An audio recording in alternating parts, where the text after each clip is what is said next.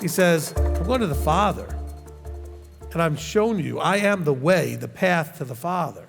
No one comes to the Father except through me. What is me? Truth and life. This is where the Torah observance part is connected. Of course, mainstream Christianity is never going to tell you that. But that's what he's talking about. This is the way to the Father. Oh no, there's not that. That's works, and that's this, and that's that. We just got to believe there is a Father and there is a Son. No, there's a path and a walk necessary.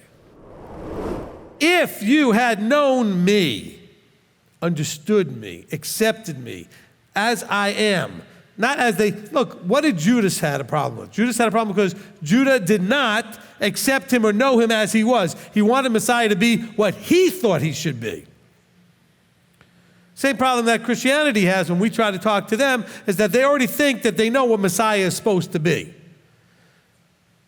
They are like, Lord, Lord, we did all this stuff in your name. And he said, I did not, I don't know you. Get away from me, I don't know you.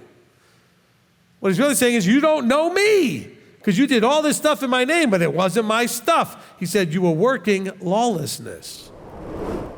If you had known me, truly were my disciples, then you would have understood, because you would have received without the filters.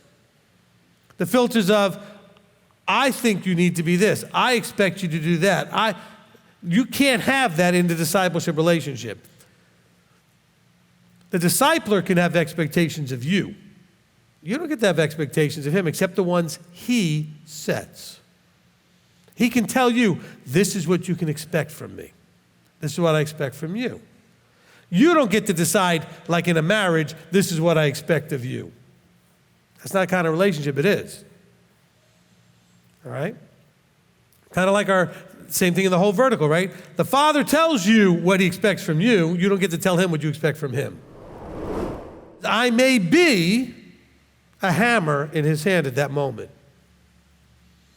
Or I could be wrong and I'm supposed to be more like more of a gentle, soft thing and I'm trying, but that's between me and him. That doesn't mean you can't come to me though if you come to me in the right, respectful way. But it's got to be respectful. Because if you're coming to me, it's like you're going to Yeshua or you're going to the Father. Whoever the person is in this position, please don't everybody think I'm just only talking about me. The person in the authority position in your life, in this walk, because you're supposed to see and know me, then you would know him and you'd know him going up the chain. He says, I am life. You are alive, you exist, you breathe, you can move around, right? But that's not life. He's trying to say, I am the way and the truth, and those things lead to life. Life is the goal that the path and the truth lead you to. So that you can have life. I came so you can have life and life more abundantly, enjoy more abundantly. That's what he says. Do you know what you signed up for? See, I think a lot of us don't really know, have a relationship with what we signed up for. Okay? I don't. I think we really don't actually have a full relationship. You know, I often joke and say, did you read the small print? Of course, the joke is it's all in the same size print. See, but you only saw the big print, which was, I get to live forever, and all this pain and awfulness of this physical life gets to go away. That's what you signed up for. Tears being wiped away, joy and peace all the time. No more suffering, no more pain. I signed up for that too, by the way. But there was another part of the same contract that said, and you will suffer as I suffer. Don't be surprised. The world hated you because it first hated me. Oh, people love to use that when they think it's in their favor. Oh, well, Yahweh knows my heart. Yeah, he does. That ought to scare you more than anything else. He knows when you're trying to spin something. When you're trying to rational lie to yourself about something. Oh, well, I know I shouldn't do that, but he knows my heart. What in the world does that mean anyway? You know you shouldn't do it, and then you say, well, he knows my heart. What does that mean? That is so Christianese for, he knows I love him, but you're not doing what he says, so that's not expressing love. That's the point of these 26 parts so far of this teaching. So think about if somebody needs help and whether or not you're causing somebody a hindrance. It's a mindset you can then push out to everything. Is what I'm doing a hindrance in some manner, or is it actually help? Because I can tell you, every one of you has experienced incredible levels of, I will call it in the Yiddish, the agita. Okay? You've experienced frustration and that kind of thing when people will tell you, but I'm just trying to help. Please don't help me, right? How many times have you been frustrated and things have gotten messed up and more work because somebody said, but I was just trying to help? Okay?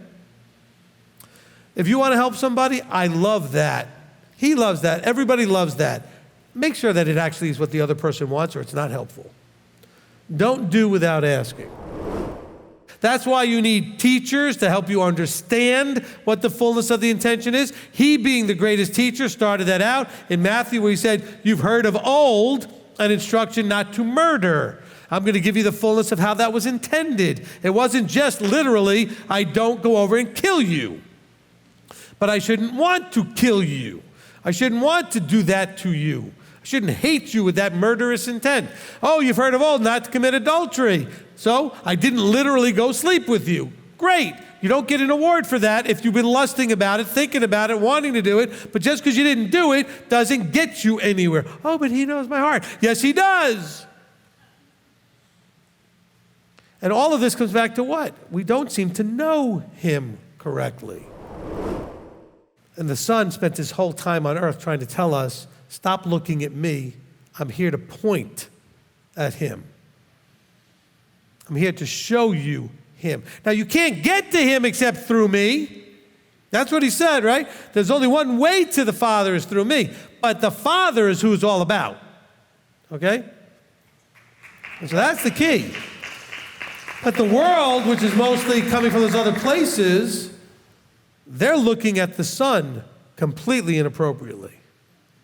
But people will come here and say, we're not giving him enough glory and honor. That's absurd. That's absurd. He holds the highest possible level of esteem correctly in his role as second to the Father.